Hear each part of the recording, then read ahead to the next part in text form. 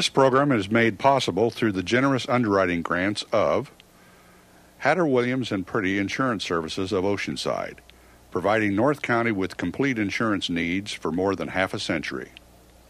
The TriQuest Corporation, providing quality office and manufacturing space in Oceanside. McCabe's Bridge Ocean View Restaurant for fine dining while overlooking the harbor and the Pacific Ocean.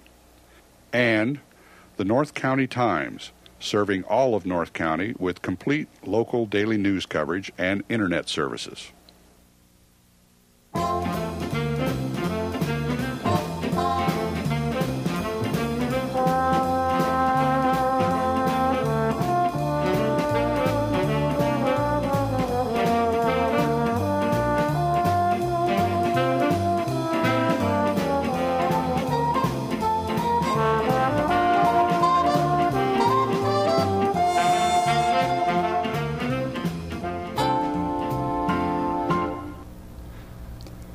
Welcome to another edition of Living Legacies. I'm Tom Morrow, your host, and this program is about talking with people who have had significant lives here in the North County.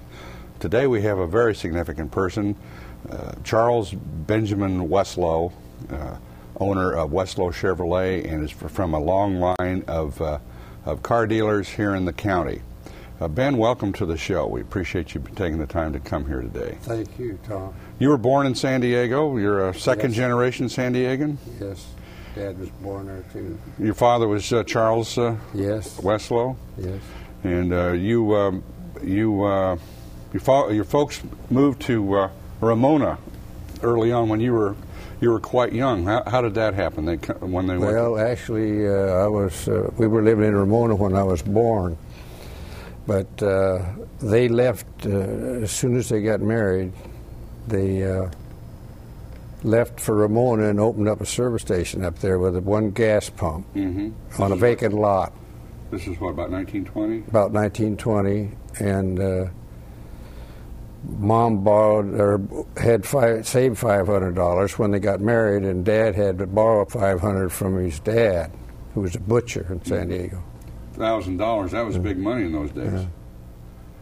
Actually borrowed from his mother because his dad died when he was 16.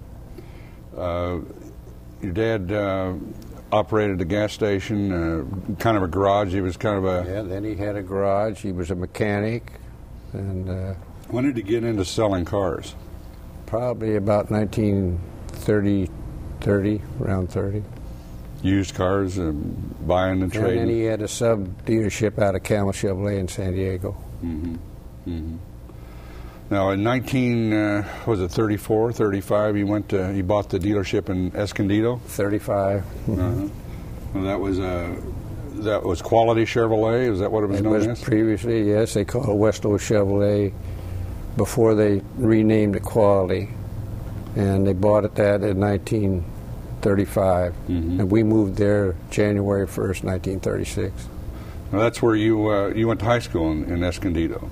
Yes. What year did you graduate? 1942. You involved in sports? Well, not a lot on sports. My dad and Mom sent me to school early, so I was a year younger than everybody else. Oh, I see. How old were you when you graduated? 17. 17. And in 1942, things were heating up in the world. You found yourself at USC. You went to the University of Southern California? Went to the University of Southern California. And I joined the Naval Reserve right after Pearl Harbor.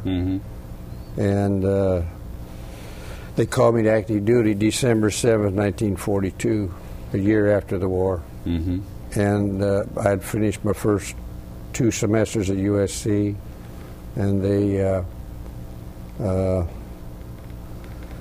assigned me to go back to USC in the NROTC program, or the V12 program. Yeah, but it was kind of the forerunner of the NROTC, right? Right, and then I applied for NROTC, and they accepted me for that.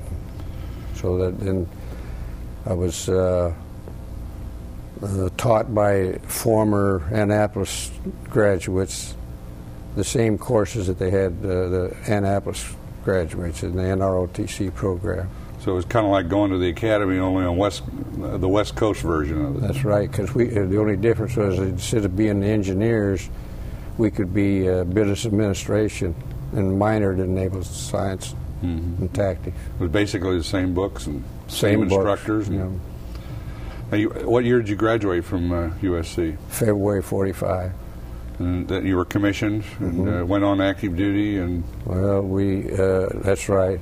We were on active duty up at that time. But you went. Yeah. You got into the real Navy then. That's right. Now, whereabouts were you sent to? We were sent overseas to in the 7th Amphibious Fleet.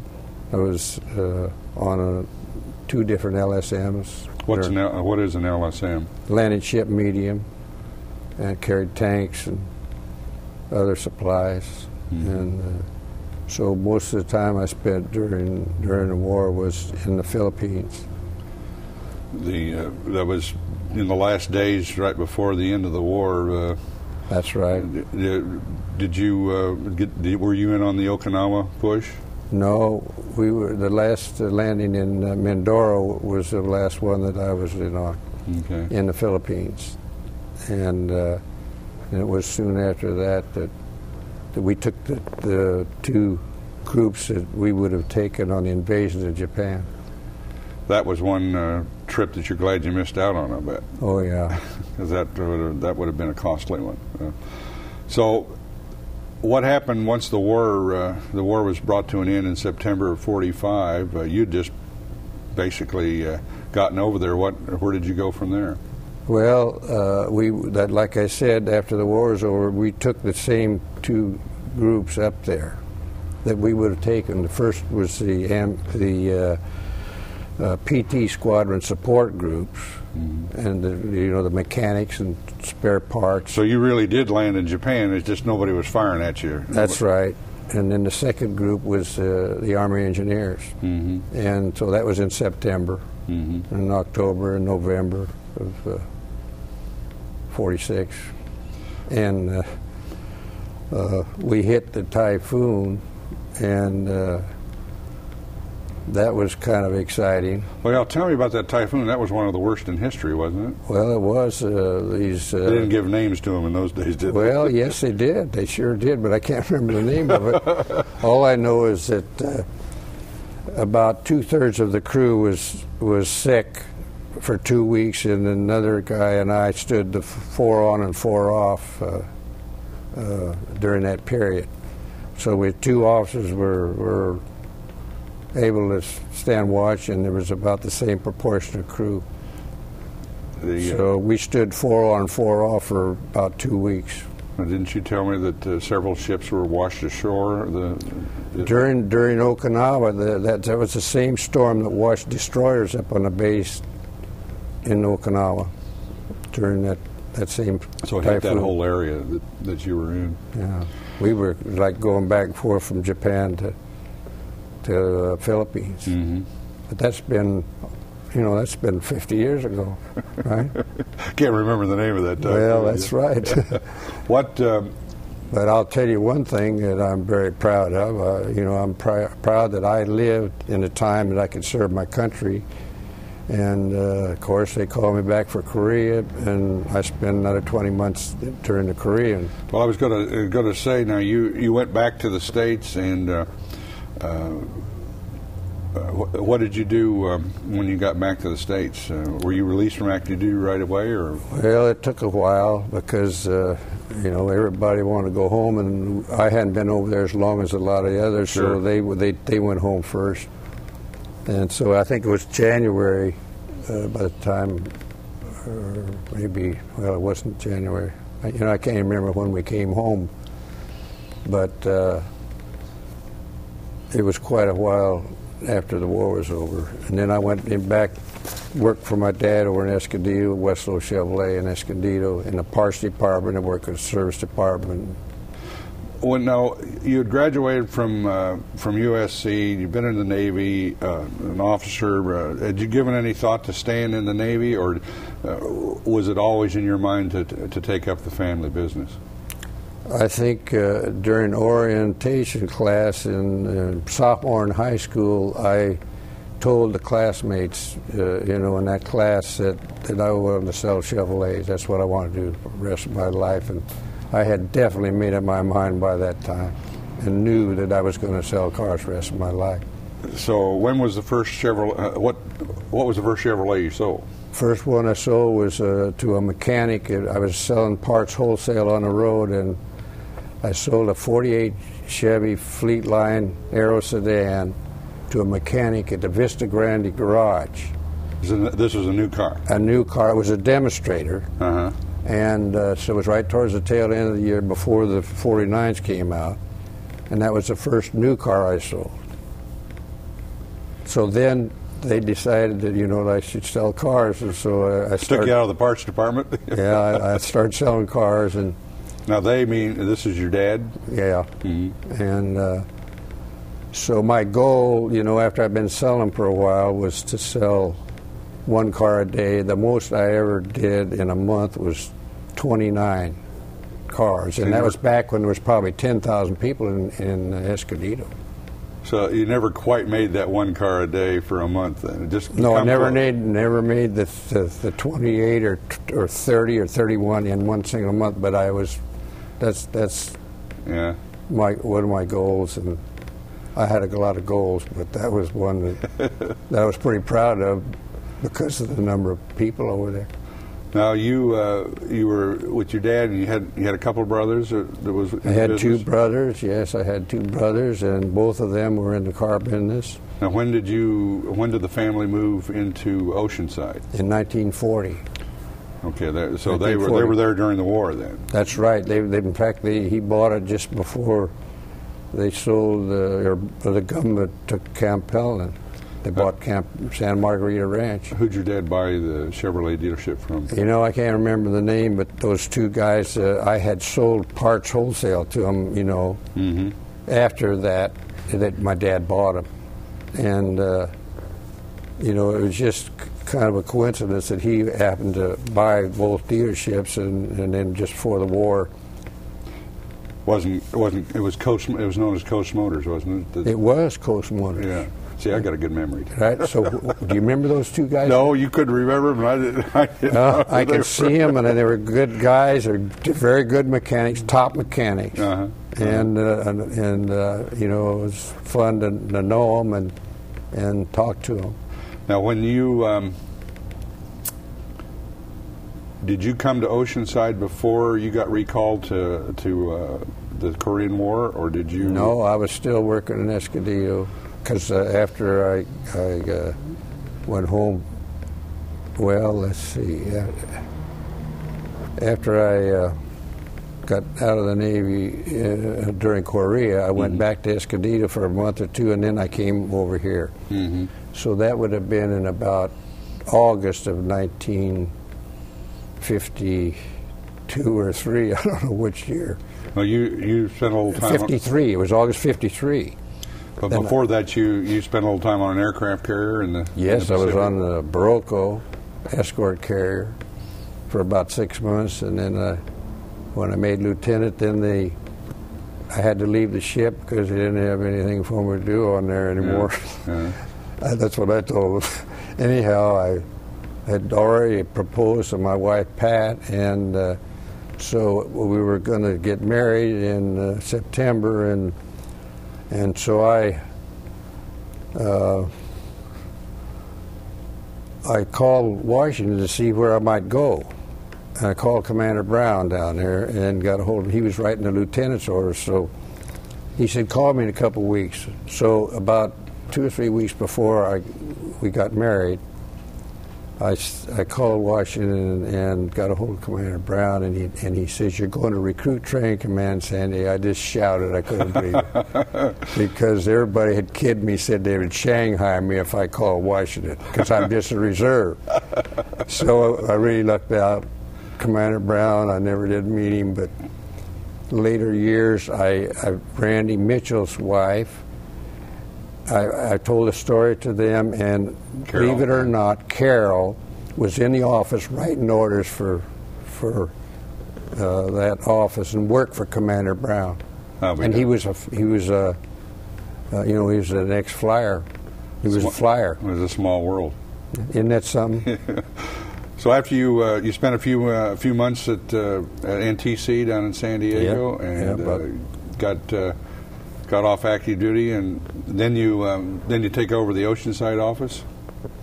Well, actually, I came to Oceanside as assistant manager. My dad said I'd probably be here a couple of years before I took over, because it was all kind of prearranged with a man that had at Lee Kelso that I would someday take over. And it just so happened that that time came about February 1955, and that's when I took over. The Oceanside was quite a car dealer town in those days. There was a lot of dealerships in the 40s and the 50s here in Oceanside. Well, there was. I mean, that's where you went to buy a new car along the coast, is Oceanside, wasn't it? Well, I'd say so, sure. Where did Weseloh Chevrolet compare with the other dealers as far as volume is concerned? Well, I'll tell you that, it isn't bragging if it's the truth. And we were the top dealership over there for years, and the same in Escondido. So and you supplied campaigns. We outsold Ford, and in those days it was Chevrolet against Ford. And so Dixon was the dealer down there, and I see we've got a picture on the screen now where you supplied the sheriff's department's cars in 1955. So that was Oceanside Police. Oh, that was Oceanside Police? Oceanside Police. Oh, okay. So was that your sale? No, that was Tommy Thomas's. Tommy was a Marine, and he and I were in the parts department and the service department about the same time, and grew up in the business and learned the different parts of the business, and became managers, and both became dealers. Well, one of the things that I know have to be very proud of is that you were one of the founding members of the group that started Car Country Carlsbad. Tell me a little bit about that. That was what year did you start planning on that? Back at about 70 to 71 or 2, we first started having meetings. John Mamo brought that deal to you, didn't he? Yes, and John Mamo attended a lot of our meetings, and he was the man we selected to help us find the proper location. We looked at every piece of property that was available, not only in Oceanside, but in Carlsbad as well, to find that best location. And so that's the one that we chose, and it was the deal was made by John Mamo, and the property was owned by Paul Leckie, and Paul Leckie really and truly wanted to do something to help Carlsbad because they had been good to him. He owned a lot of property down there. Was there some reluctance on your part to leave Oceanside?